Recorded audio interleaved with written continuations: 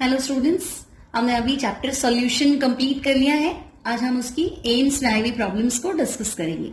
सो AIIMS 2015 का question है, on adding a non volatile solute to a solvent the vapour pressure of solvent decreases and becomes Z into vapour pressure of solvent where Z is.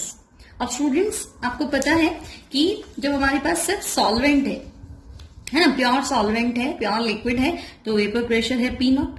अगर मैं इसमें non volatile solute mix कर दूं तो solution बन जाएगा, है ना, solution having non volatile solute, और वेपर प्रेशर कम हो जाएगा PS। अब मैं कह रही हूं कि ये जो PS है ये किसके डायरेक्टली प्रोपोर्शनल है। तो आप देख सकते हैं जब नॉन वॉलेटाइल सॉल्यूट मिलाते हैं तो वेपर प्रेशर कम हो जाता है, और जो कमी थी वो थी लोअरिंग ऑफ वेपर प्रेशर, है ना। लेकिन मैं आपसे पूछ रही हूँ सॉल्यूशन का वेपर प्रेशर किसके डायरेक्टली प्रोपोर्शनल है। तो स्टूडेंट्स, अगर आप सॉल्यूट मिलाएंगे तो वेपर प्रेशर कम होगा, और सॉल्वेंट अगर ज्यादा रखेंगे तो वेपर प्रेशर क्या रहेगा, ज्यादा रहेगा, है ना। तो vapour pressure of solution directly proportional to mole fraction of solvent. Clear? Now PS equals to P nought x solvent. अब P नॉट क्या है, तो मैंने आपको बताया सॉल्वेंट का प्योर स्टेट में है, प्योर लिक्विड का जो वेपर प्रेशर है दैट इज P नॉट। तो PS equals to P nought x solvent. तो जो हमारा आंसर होगा that will be Z into vapour pressure of solvent. तो Z क्या है, mole fraction of solvent. So our correct answer will be first. Now moving to next question. It is again from AIMS 2015. Question है, osmotic pressure of a solution containing 1 gram protein in 100 ml solution at 300 Kelvin is 1.66 bar. What is the molecular weight of protein? Now students, osmotic pressure आपको solution का बताना है, weight of solute आपको दे रखा है 1 ग्राम, यानी small w is 1 gram. Now volume of solution 100 ml, है ना, और अगर आपको इसको लीटर में कन्वर्ट करना है तो divided by 1000, so it will be 0.1 litre. Now temperature is 300 kelvin and osmotic pressure pi equals to 1.66 bar। अब हमें फॉर्मूला याद है, pi equals to CRT। C क्या था, concentration in moles per litre, और हम इसे ऐसे भी लिख सकते हैं, pi equals to WRT upon MV, क्योंकि concentration in moles per litre क्या, मोलैरिटी। मोलैरिटी क्या होता है, weight of solute upon molecular weight of solute into 1 by volume in litre. Now pi equals to WRT upon MV, हम पहले भी पढ़ चुके। तो पाई इक्वल्स टू, सॉरी पाई आपको गिवन है, कितना है 1.66, तो 1.66 इक्वल्स टू W, वेट है आपके पास 1, R की वैल्यू आपको फाइंड कर, R की वैल्यू गिवन होनी चाहिए वैसे तो 0.083 बार में आपको ध्यान रखना है, R की वैल्यू है 0.083 बार into litre mole inverse kelvin inverse. वैसे क्वेश्चन में गिवन होगी आपको, temperature is 300 kelvin. Now molar mass आपको फाइंड करना है and volume is 0.1 litre. So M will be 0.083 into 300 divided by 0.1 into 1.66। जब आप इसे सॉल्व कर लेंगे तो आपको आंसर मिलेगा 150 gram per mole. So our answer will be first.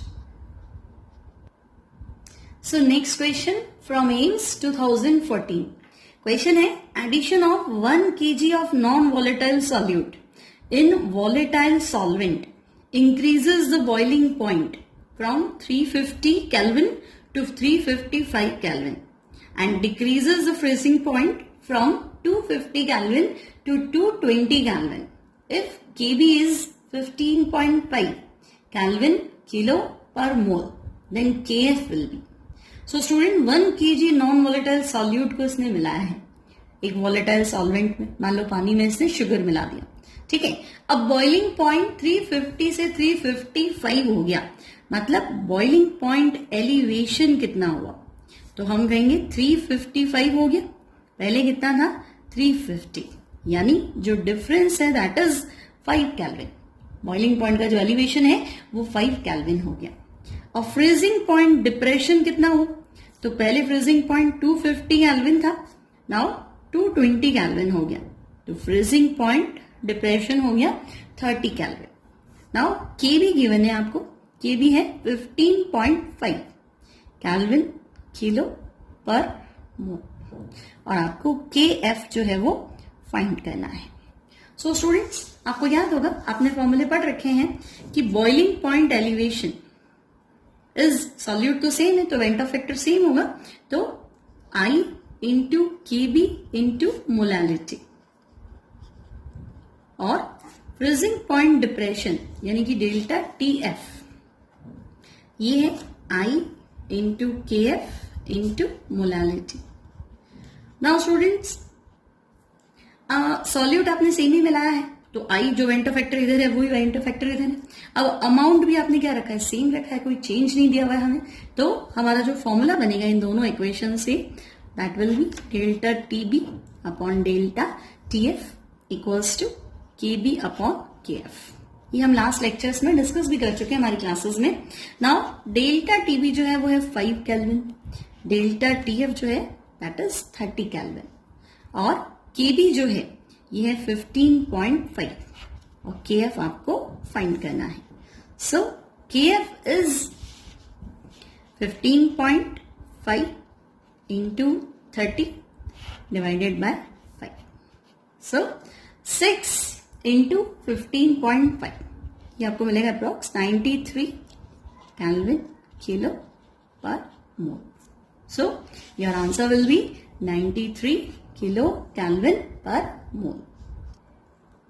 So next question, AIIMS 2013 question है, boiling point of benzene is 353.23 Kelvin when 1.8 gram of non-volatile solute is dissolved in 90 grams of benzene, then the boiling point raised to 354.11 Kelvin.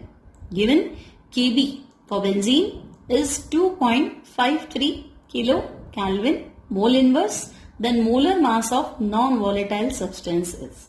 अब students, non volatile substance है, अब वो क्या है हमें नहीं पता है ना, यानी मतलब शुगर भी हो सकता है, NaCl भी हो सकता है। तो जब आपको नॉन वॉलेटाइल सॉल्यूट का नाम नहीं दिया हुआ है, आपको बताया नहीं है कौन सा सॉल्यूट है, तो हम उसका वेंट ऑफ फैक्टर 1 मान के चलेंगे, क्योंकि जब कंपाउंड ही नहीं गिवन है तो आपको कैसे पता चलेगा कि वो एसोसिएट होगा या डिसोसिएट। क्लियर। अब बेंजीन का जो बॉइलिंग पॉइंट है वो है 353.23, और जब उसमें हमने नॉन वॉलेटाइल सॉल्यूट मिलाया तो बॉइलिंग पॉइंट हो गया 354.11।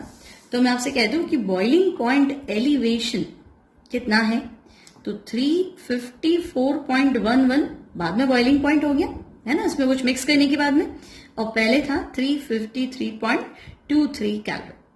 जब उसको माइनस करेंगे इट विल बी 0.88 केल्विन, यानी ये हो गया आपका boiling point elevation.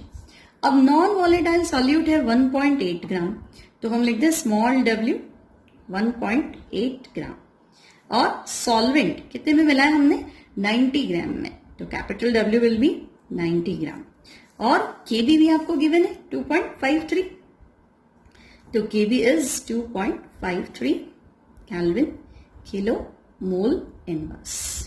Now students, boiling point elevation का फॉर्मूला हमें याद है ना, boiling point elevation delta Tb equals to 1000 into Kb into small w divided by capital W small m, है ना। और अगर एबनॉर्मल वैल्यू थी तो हम i से मल्टीप्लाई कर लेंगे, यहाँ पे i फिलहाल हम कितना ले लेंगे 1।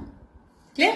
सो डेल्टा Tb आपको गिवन है 0.88 केल्विन, 1000 इंटू Kb की वैल्यू है 2.53, स्मॉल w है 1.8 ग्राम, कैपिटल W है 90 ग्राम, और मोलर मास आपको फाइंड करना है, तो 1000 into 2.53 into 1.8 divided by 90 into 0.88।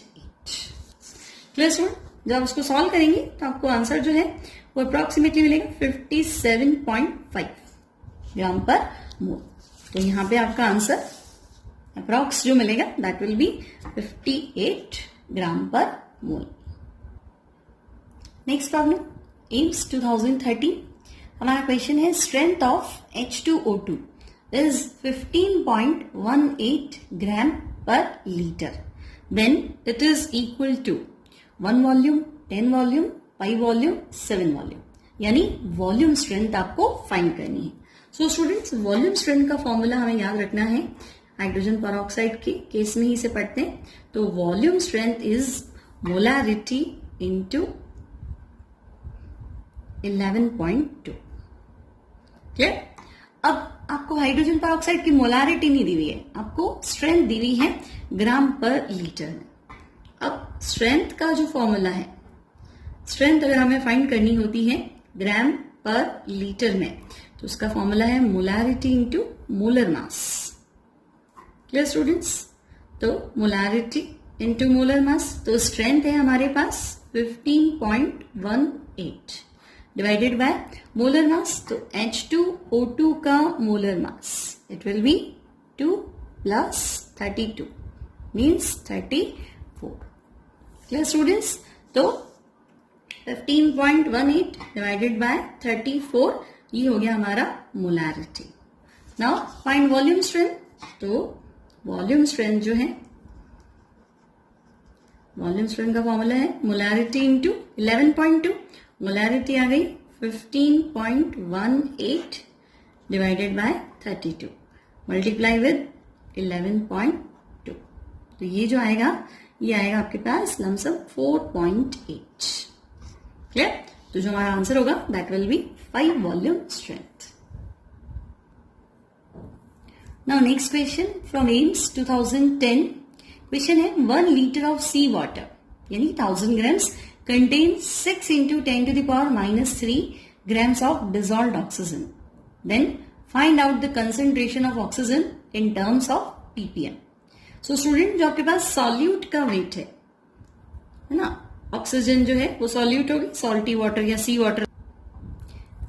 So solute का वेट हमारे पास है 6 into 10 to the power minus 3 gram oxygen होगी, और सी वाटर 1 लीटर और वेट में 1000 ग्राम है, यानी जो सोल्यूशन का वेट है सी वाटर, यानी जो आपके पास सोल्यूशन का वेट है वो है 1000 ग्राम्स, और हमें इस कंसेंट्रेशन को कन्वर्ट करना है पीपीएम में। तो पीपीएम पार्ट्स पर मिलियन, मिलियन यानी 10 लाख। तो फॉर्मूला क्या था पीपीएम का? सॉल्यूट का mass upon solution mass into 10 to the power 6। Clear? अगर परसेंटेज कंपोजिशन होता तो 100 और पीपीएम है तो 10 to the power 6। Now solute mass है 6 into 10 to the power minus 3। Solution का जो मास है दैट इज 1000 पार्ट या 1000 gram into 10 to the power 6। So 10 to the power minus 3 minus 3 minus 6 or 6. So answer will be 6 ppm. So first answer is correct.